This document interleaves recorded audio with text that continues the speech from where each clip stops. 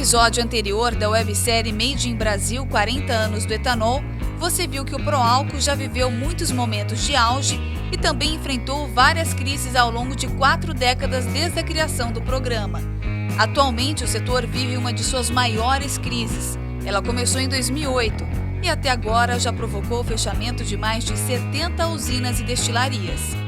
Bom, como tudo, existem vários aspectos, às vezes mais favoráveis, às vezes menos favoráveis. É um setor que passou por muitas crises, talvez a mais séria hoje em dia, mas ele já enfrentou outras crises e soube responder.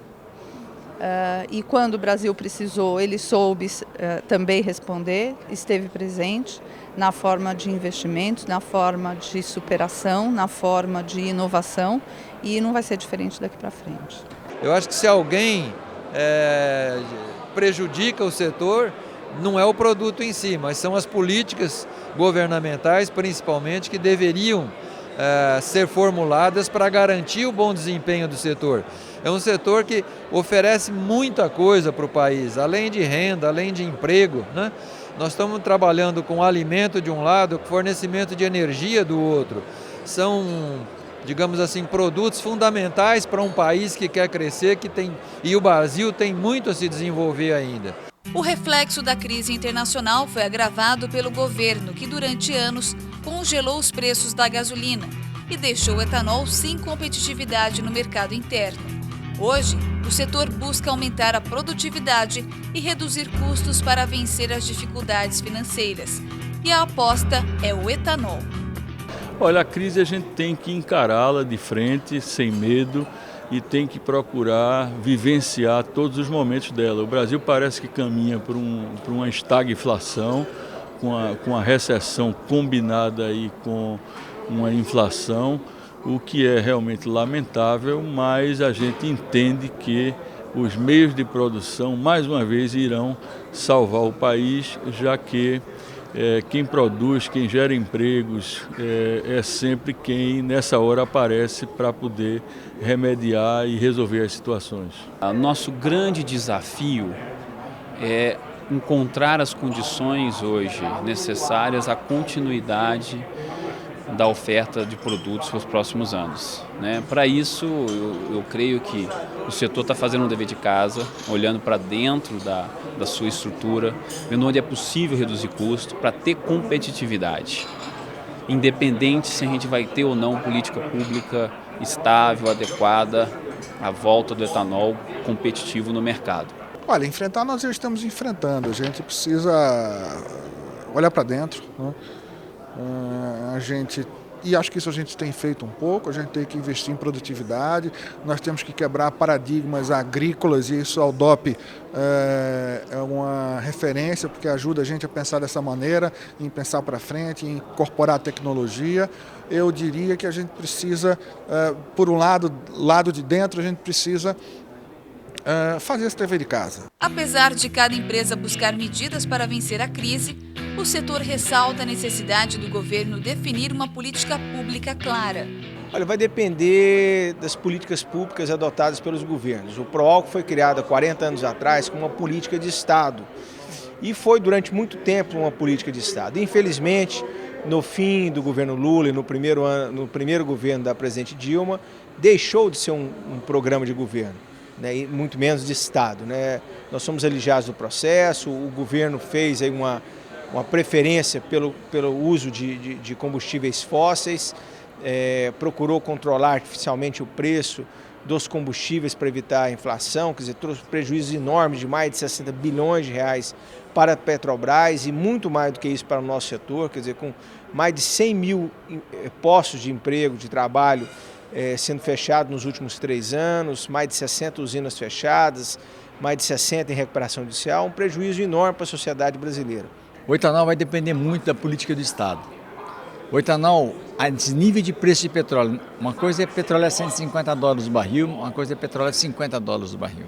Se a gente não tiver a visão de uma externalidade positiva do etanol, reconhecer todas as externalidades, benefício à saúde, menor poluição, menores emissões de CO2, se você não tiver alguma coisa, algum imposto ambiental que faça com que haja essa diferenciação com a gasolina, o etanol não sobrevive. Ela só vai sobreviver como mistura e não como hidratado. Talvez seja uma solução também, né? Então vai depender muito de uma política de Estado que defina realmente se vai existir esse imposto ambiental ou não.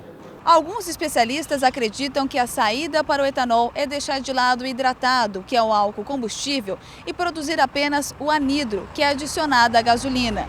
Mas isso divide muitas opiniões. Nós estamos caminhando agora para ter um etanol aditivo nesse futuro, né? O pessoal fica muito bravo comigo quando eu digo isso, mas nós devíamos fazer uma coisa para ganhar dinheiro, mudando uma legislação, acertando uma maneira que o etanol fosse valorizado como um produto melhor que a gasolina que ele é, mas como um produto para melhorar tanto a octanagem da gasolina como a emissão de gases da gasolina. Eu acredito que o etanol ele deva continuar e no crescimento que está o nosso país como um aditivo. Eu quero crer que não vejo um horizonte tão longo de o etanol sendo utilizado somente puro como combustível. Eu acho que é um produto extremamente nobre e na medida que a frota nacional cresce, dificilmente nós conseguiremos atender a toda essa demanda existente no nosso país. Eu acho que dificilmente vai acabar o etanol combustível. Pode até haver mudanças de você buscar um outro padrão para o etanol hidratado, talvez um outro padrão para o etanol anidro, talvez com um pouco mais de água na mistura gasolina, mas que também esse produto possa até funcionar como combustível, né? Talvez o caminho seja o etanol único, pode ser uma alternativa, um produto que serve para duas alternativas, mas eu não acredito que acabe o etanol como combustível e que só fique o etanol como anidro, como aditivo. Para quem acredita no etanol combustível, a expectativa é de uma forte demanda e melhores preços nos próximos anos. Como a gente tem um mercado onde hoje o número de usinas já está dado, o número de canavial está dado e as refinarias brasileiras também já estão trabalhando na capacidade limitada, ou seja, na capacidade máxima, a gente só vê possibilidades positivas de um mercado de etanol cuja demanda é assegurada, pode produzir e vender, e num ambiente com melhor remuneração. Eu acho que na medida que você vai ter um mercado de forte demanda com pouco produto, nós vamos vender com melhores preços. Eu creio que vai ser muito promissor. Nós temos o principal, que é um mercado interno muito grande e que dá sustentação, é base para esse programa.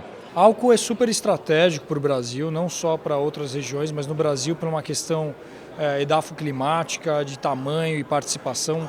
O álcool somado, anidro hidratado, hoje tem mais de 40% no mercado de ciclo Otto. Ele é estratégico e ele é um projeto de longo prazo, não é um projeto de curto prazo.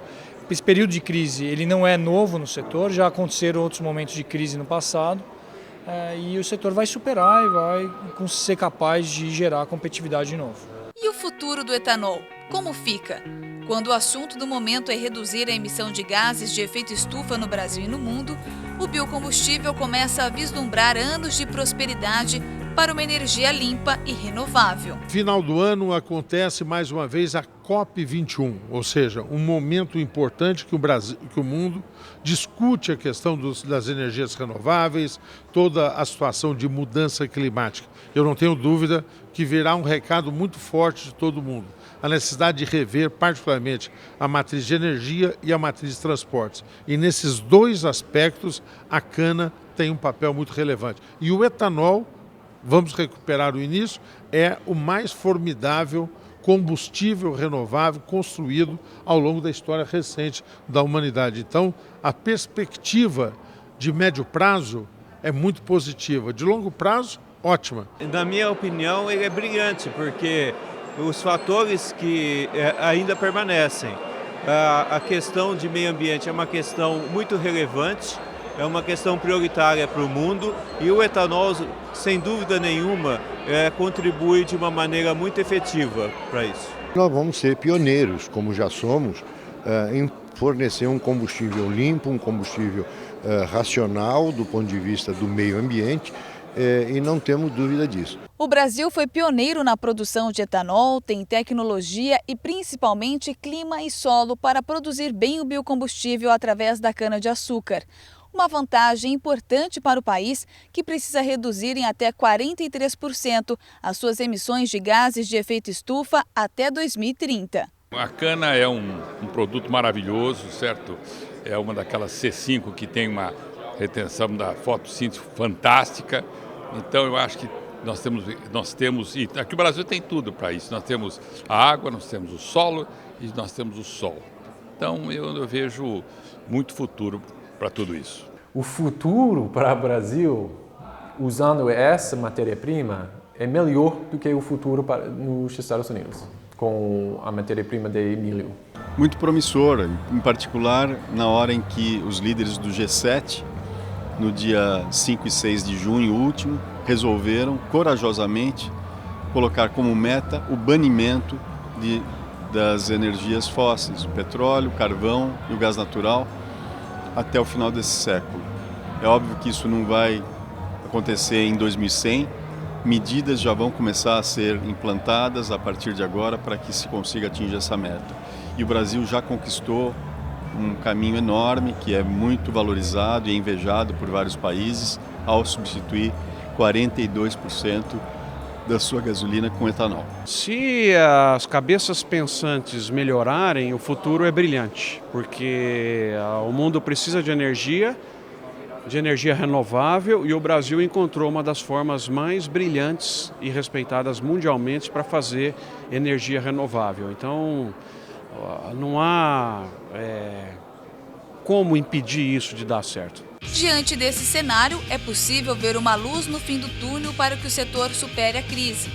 E otimismo em relação ao etanol não falta. O Brasil deve cumprir o seu papel no futuro, não apenas com açúcar, mas também com etanol, principalmente para o mercado local, em complementação ao uso da gasolina.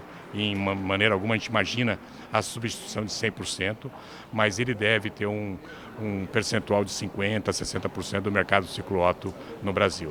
Eu acho que nós temos hoje um cenário ainda meio conturbado. Tá?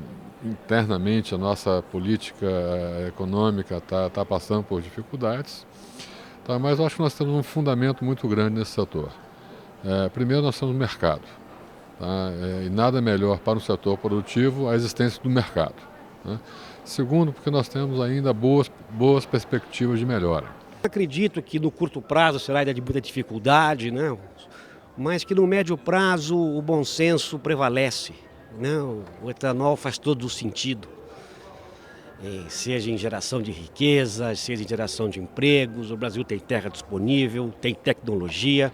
Não há nenhuma razão para esse programa não continuar crescendo. Nós temos que nos lembrar, e pouca gente lembra disso, que o petróleo começou a acabar no dia que ele foi descoberto. No dia que se extraiu o primeiro barril de petróleo, nesse dia ele começou a acabar. E ele é um produto finito. Ele vai acabar em pouco tempo. E nós precisamos preservar o petróleo, que é uma matéria-prima muito nobre para ser queimada como combustível. E o álcool é um combustível renovável. Não é uma solução para substituir todo o petróleo, mas é uma solução para prolongar a vida do petróleo no mundo.